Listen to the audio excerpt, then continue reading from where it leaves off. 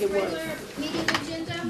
Everything. Invocation, we have Dr. Michael Woods, who's the new pastor at Kelly Chapel Missionary Church, will be here.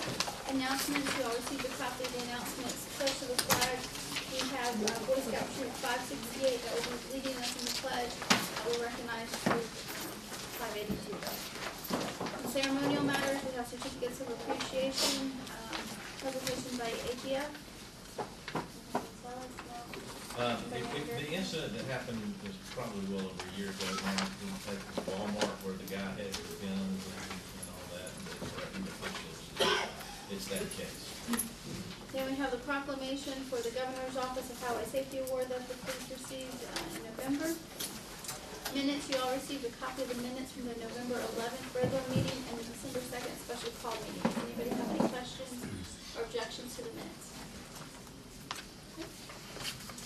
Board reports, we have Ms. Ferris that's here, will give us a report from the Board of Appeals. Ms. McElwain is here, will be here to give us a report from STAT, and Mr. Sanders will city manager's report for us today. I will, and one of those things, I have an introduction to make, and I'll make it to the small group right now. Brian Arrington is our new public information officer.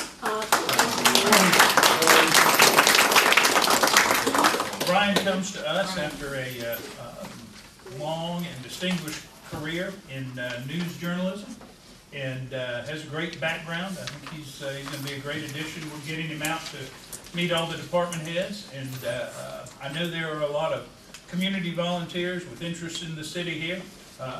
This is a good contact to get information to, coordinate with people like Jamie. You've got a big job ahead of you, but I think you can handle it, and I want to officially welcome you. Appreciate that, thank you.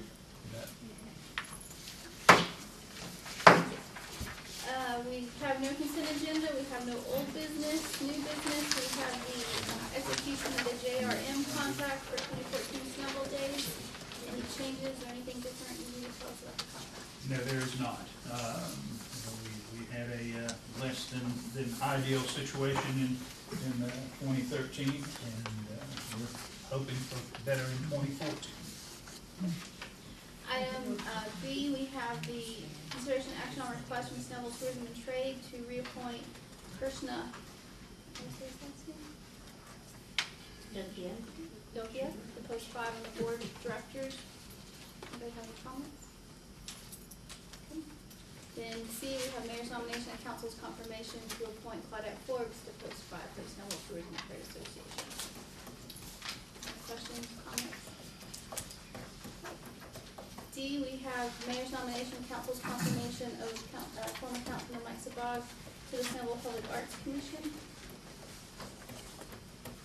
Councilman Kraus, did you get my email? Yes, ma'am. Anybody have any questions about Mike Sabag? You all received his application with your agenda packet. Letter E, you have mayor's nomination, council's confirmation of Ms. Rose Staples to the Urban Redevelopment Agency. You also received her application in your agenda packet. Anyone have any questions?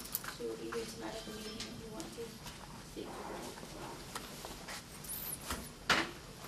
And we also have same for P. Smith. You also received her application. It was emailed to you on Friday. She will also be here tonight if you have any questions. G is mayor's nomination, council's confirmation of Butch Sanders as city manager for a term from January 1st till January 22nd under the existing terms. That's to extend his contract while we negotiate and do his city manager evaluation. Does anybody have any questions? His current contract expires December 31st of this year. H, consideration action on making the revised 2013 5-year short-term work program official amendment to the comprehensive plan. Mr. Davis or Mr. Sanders? This is the short-term work program that was approved. Was it last meeting? It was approved meeting before last. Meeting before last.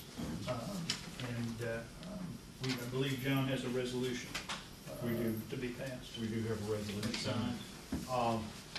What's more in the never-ending chain of resolutions for the Department of Community Affairs, they need a resolution that we have passed and approved the work program to be an amendment to the comprehensive plan.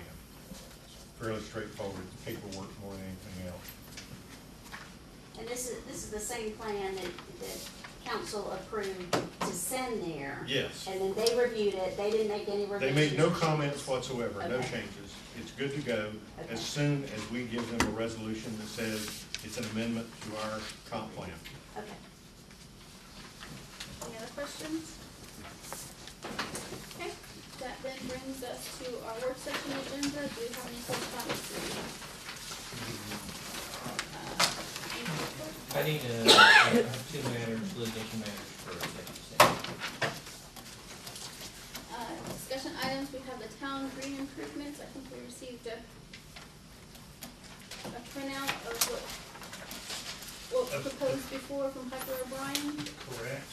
And as part of my report this evening, I wanted to give everybody an update on funding for from the source where it was money was earmarked for green completion. And I will do this in public session, but if you will turn to the final page, which are the expenditures which were budgeted, earmarks, if you will, by category for the 2009 SPLOST. If you look under recreation, we had phase 2B, the softball complex, construction of about 1.8 million, and the geotech work, master plan update, design and inspection of about 153,000. Oak Road Passage Park had $150,000 earmarked for the initial work, which will be underway as soon as the weather cooperates. And we had 250,000 in there for town green completion. Some of those numbers will change. There may be a little more money than that. We obviously, the bids on Oak Road came in very, very aggressive. There probably will be a little more expense there to get it to where we want it to be. But those are the earmark numbers, and that 250 applies specifically to the town green completion.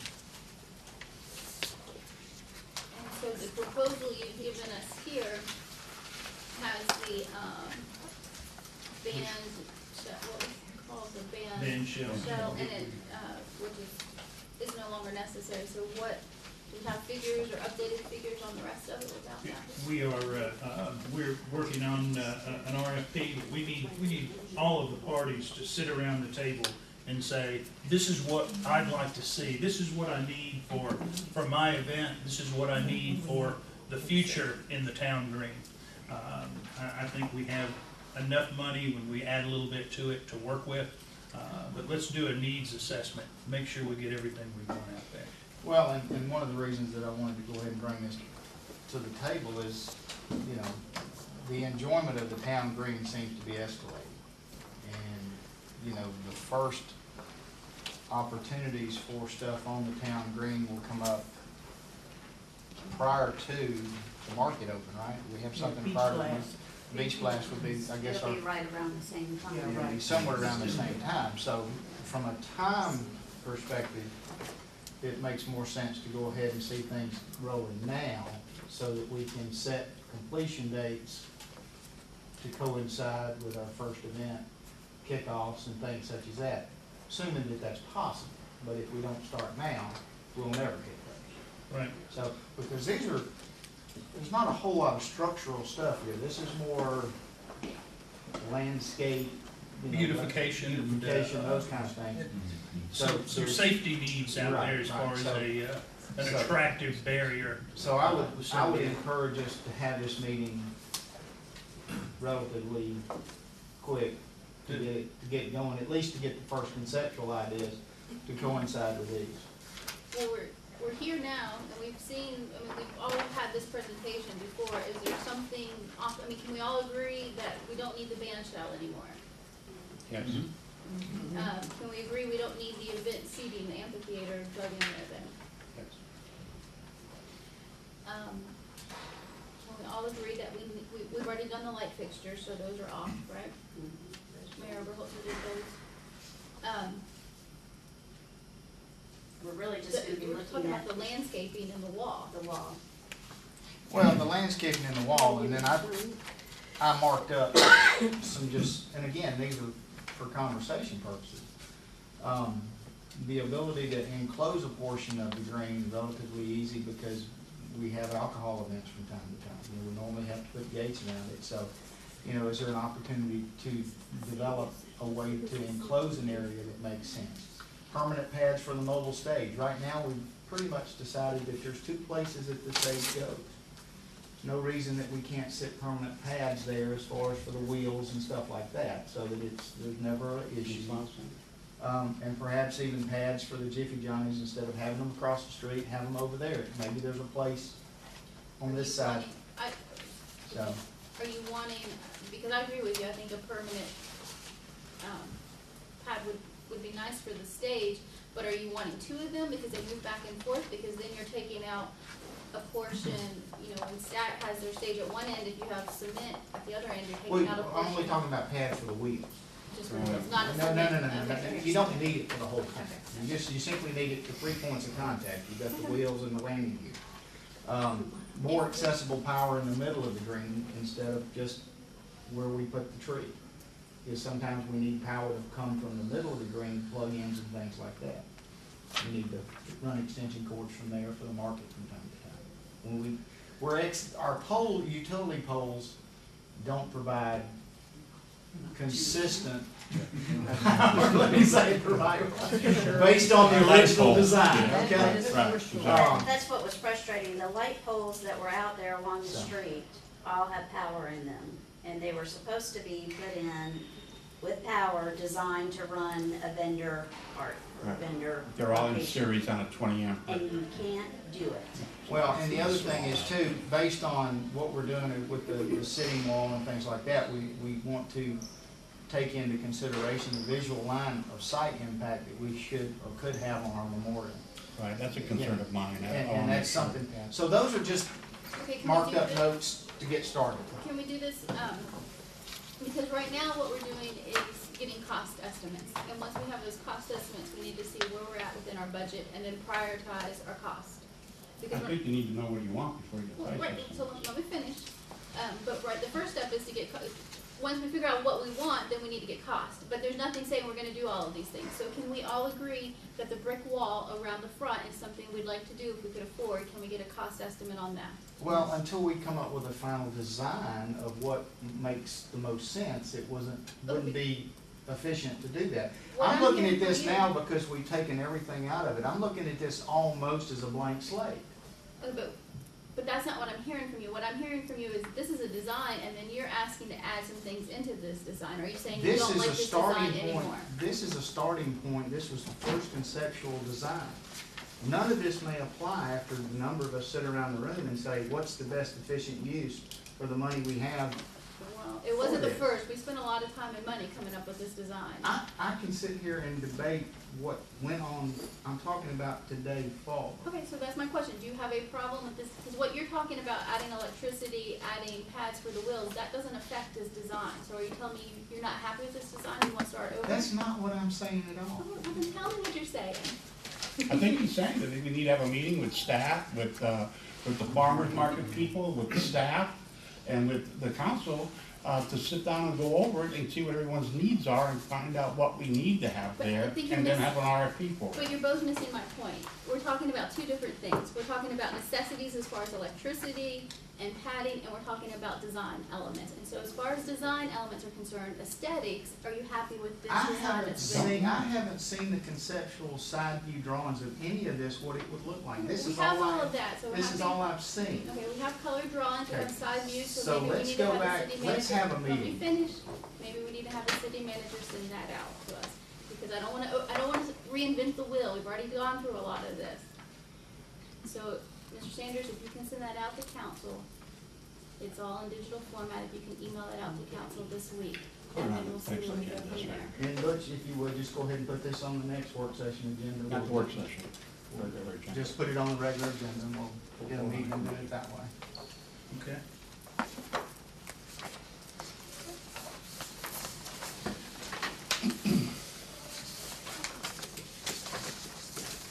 City's Chamber of Commerce, Councilwoman Bender. This is just to bring up to everyone, what I would like to do in January is to draft a resolution that will, effectively name the Greater East Side Chamber of Commerce as the city's chamber. It was brought up it was a couple of council meetings ago, I'm not sure when, August maybe, that the city didn't recognize any official chamber of commerce. And through my involvement with the Greater East Side Chamber and STAT, we've come to a really good working arrangement between those two organizations that the businesses here in the community would be supported by not only STAT, which is our local, or the city's DMO, but also with the Greater East Side Chamber. And the way we've been running everything is when a business is going to have an opening inside the city limits, then staff will email out that information to its membership and its email list, as well as, but the chamber takes the lead in setting up the ribbon cutting, handling all the details of that, and they also are advertising to their membership as well. So when a business starts up, even if they're not a member of either organization, we just want them to feel the love and support of the business community and the residents, and hopefully, get good turnouts at these openings. So what I'd like to do, it was brought up again at the council meeting that the city didn't recognize any official chamber. And so what I'd like to do, just to aid that relationship even more, is that we bring the city on board. So now we have, and now that we have Brian on board as well, we'll have a good 3-point contact for new business openings, or grand reopenings, whatever else is going on that business needs to be supported. We'll have the city contact working with the chamber, working with staff. And that will just broaden our advertising of those businesses and those events, and hopefully, draw in more customers and more awareness of those businesses being here. So I just wanted to bring that up, make sure no one had any real issues with that, but I'd like to draft that resolution for either the first or second meeting in January. And so I think the comment you were referring to was mine when I said that the Greater East Side Chamber was not recognized as a city chamber. I didn't actually say we didn't have a chamber. We actually recognized the Gwinnett Chamber along with every other city in the county as our official chamber. So how do you plan on reconciling both of those, having two separate chambers? I don't think there's really two separate, well, there are two separate chambers, but the chambers both work together. They have a working relationship between each other. As far as I'm aware, since I've been working with STAT and GECC and going to business grand openings for the last 6 or 7 years, I think I've seen the Gwinnett Chamber at maybe 2 of those. And if they so chose, if they had a member of the Gwinnett Chamber that was doing an opening and the Gwinnett Chamber was going to run that opening, then I'm sure that GECC has a way of working with them on that as well. So I don't see it as a conflict. And that's been done in the past. We've co-hosted, if you will, Yes, sir. those in the past. I mean, that's not an unusual, it's not an unusual event. It's just something that's more directed at us locally than, Gwinnett Chamber doesn't seem to get involved with smaller businesses. well. And they're trying to change that. And if they do, I mean, we welcome them. Yes, Jamie? If I may, it's very similar to government. Just like the city has a city government, the county has county government, the state and the federal government. Chambers of commerce often work in very similar ways, that there is a city or regional chamber of commerce that's kind of the grassroots organization. You have the county chamber of commerce, which is more dealing with county issues, and then the Georgia Chamber of Commerce and the U.S. Chamber of Commerce. And in very similar relationships, that I would imagine that the city of Snellville deals with the county government, and county commissioners and that whole thing. It's a very similar relationship that we have with the Gwinnett Chamber of Commerce. And the Gwinnett Chamber is trying to make some inroads with Dr. Kaufman coming in as the chairman. He's trying to get the chamber off of Sugarloaf and out into the county, and we welcome that. And in fact, the city and Snellville Entrepreneur Council is going to co-host an event that the chamber, Gwinnett Chamber, is hosting here in Snellville, and it's their Small Business Essentials Workshop. Dr. Kaufman talked about it at the Commerce Club meeting. That workshop's going to be on February the 20th, and it's going to start at 2:30 and finish up around 5, and then it's going to roll right into a Gwinnett County Business After Hours. So that is part of the chamber's outreach into the city communities. They just did this 2 weeks ago in Duluth, I think, or a week ago. Before Thanksgiving. My weeks are all screwed up here. But they just did it in Duluth, and they had done it in one other city. They did it at their Sugarloaf location. Okay. So it's a panel that they've put together to help businesses learn about financing and dealing with government and a whole host of issues. So we're agreeing to co-host that with them. We'll cross-market. The chamber's going to do all of the print advertising and everything else and things like that. So What do you foresee coming out of Snellville Commerce Club though? I don't see any change. And so how will the two, Snellville Commerce, in essence, the Commerce Club was our local chamber. It was called the Commerce Club, but it was the local chamber No, for it was- Snellville businesses. No, it was never a chamber. It was, I was involved since 2005. It's never been a I chamber. understand, but for all intents and purposes, it served the same functions as a chamber. So how do you see the Greater East Side Chamber and Snellville Commerce Club working together? The same way, the Snellville Commerce Club is an event that staff puts on now. It's a monthly luncheon event. It's a community event. It's not just business. And it's not hosted as a networking group, although networking does take place because you've got a lot of business owners. But it is very much a community outreach function. And it is a function of staff, whose staff works with GECC, so we all work together. So there is no conflict. Any other questions? Solicitation ordinance. Ms. Powell, please. I guess we're in the drafting stage of this. We have a solicitation ordinance currently. As your community grows, it becomes a little bit more difficult to ensure safety of door-to-door solicitations. And so the concept is safety and ratcheting up the level of the process where people are allowed to be official solicitors. It would include a fee in some instances.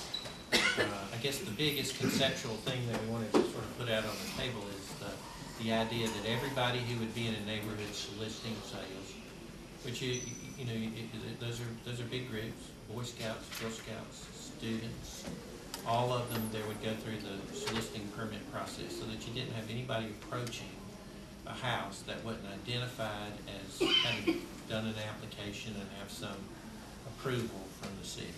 That's sort of the concept. Now, in that, there would be I guess, private sales folks that were allowed to solicit. They would pay a fee in the range of $75, which covers the cost of the NCIC and GCIC criminal background checks. So when somebody sees a Snellville badge and a private company solicitor, they know that person's been checked out by the city. And it gives somebody the ability to not open the door if they don't see the badge. In the private or public area nonprofit solicitation, that's the one we're working on. It would have a supervising party that would go through the same process. And then you'd obviously have younger folks. There'd need to be some badge identification that was linked up to the person who was responsible for the solicitors. We're working on that one, but it's got some things that are probably higher standard of care and review. Has the potential for some interference with Girl Scout cookies. I don't know if we should say that. Christmas, I guess wrapping paper for high schools used to be a big thing, but that sort of thing. Now, yeah, it does, and so there is and so just wanted to sort of put that out, put the discussion in play. We're finishing up the drafting side of that.